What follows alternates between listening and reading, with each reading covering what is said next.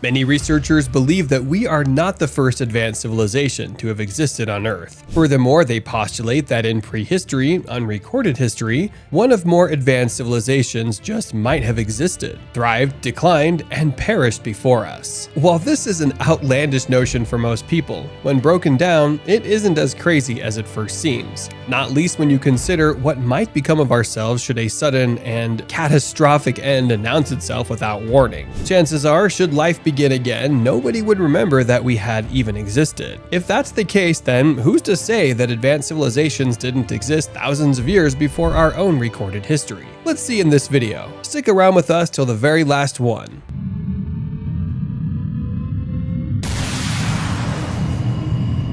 Number 10. Power stations would shut off fast. Let's say that something happened to wipe out the vast majority of human life on planet Earth, be it a sudden super contagious virus, a meteorite, a solar flare, a nuclear war, or even, you know what's coming, an alien invasion. If any of these were to happen, life could disappear completely. Seriously though, many of us don't realize just how precarious our existence is here on Earth. Let's say the vast majority of human life is wiped out by any of the hypothetical situations mentioned earlier. Surely there's survivors who'd be left, right? The thing is, where would the power come from? With no one to run them, the power stations, and with them, the world's electricity supply would shut down relatively quickly. In fact, many of them would switch into safety mode to avoid any disasters. However, eventually, with nobody to oversee the procedures, nuclear power plants, their cooling waters having boiled off, would go into meltdown. Chernobyl-type scenarios would unfold all around the planet. In short, you really wouldn't want to be around, and if you were, you would want to be completely out of the way somewhere. We'll talk more about these survivors in entry number 5 later in this video. Number 9. Man-made object. Most man-made objects, whether composed of wood, plastic, metal, or anything other than stone, which we will look at later also, will simply disappear, even down to the roads and streets, which will be completely overcome with vegetation, within only several decades at the very most. Just to take that a stage further, within only a few centuries, the metal frameworks of the buildings and the bridges around the world would simply rust, break down, and collapse. All that will be left will be the crumpled and piled ruins. Within only 10,000 years, which is but a snapshot in terms of geological time, just about all that remains would be stone. And even then, only that which was built purely from stone will survive in any recognizable form, and still might be buried. As mentioned, bridges and buildings will have collapsed due to their rusted and decaying metal parts, and will lie in ruins. Over the course of time, much like our ancient sites today, these ruins will be lucky to be pieced together in the future, if ever.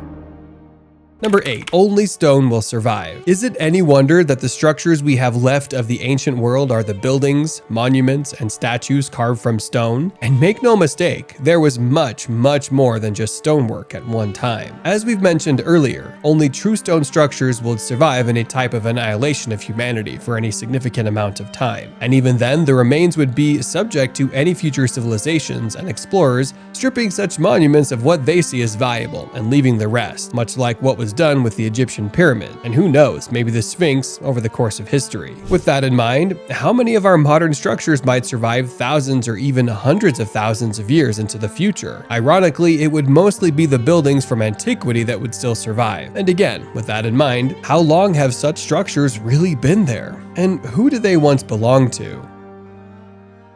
Number 7. Myths and legends. Although they are certainly not the same as solid stone monuments by any stretch of the imagination, should we perhaps pay more attention to certain types of myths and legends that persist across many cultures over thousands of years? For example, was there really a great flood, even if only in the form of several episodes of localized but substantial flooding, that just might have wiped out entire communities? Such calamities would have surely seemed like the end of the world to those civilizations that experienced them. And what about the tales of the gods, higher beings with advanced technology that ruled over mankind? Are these really just legends? Or might there be some truth to such stories? Shortly, we will look at the possibility of survivors from such an end of the world situation. What if the gods of the past were the survivors of an even older advanced civilization? Might that explain the powers of advanced technology? Or the advanced knowledge of the gods? It is certainly an interesting notion.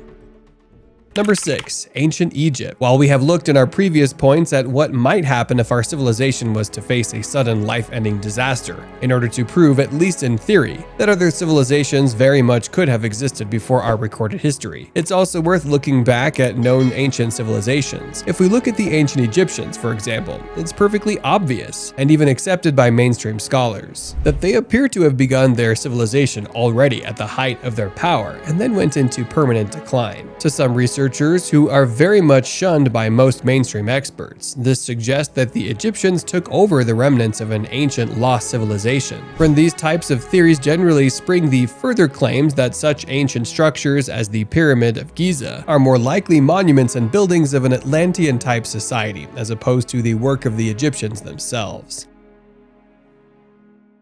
Number 5. Survivors would be reduced to cavemen. Now, let's say that some people have survived our hypothetical modern world-ending disaster. What would become of them? Realistically, for starters, they would very likely not be concerned with searching out technology or things of that nature. Chances are, once the system has gone down and the power is off, they will be concerned with their survival more than anything else. They will no longer be on top of the food chain. Without the aid of our modern plethora of technological gadgets and advanced buildings, many remaining humans will be easy picking for hungry wild animals. Any survivors would be preoccupied with hunting and gathering whatever food they could and finding some kind of shelter. As the generations go on, humanity's connection to the old world would return. By the 3rd and 4th generation, chances are that all would be remembered of the pre-disaster Earth would be no different than what myths and legends are to us now. In short, life would be starting again from scratch.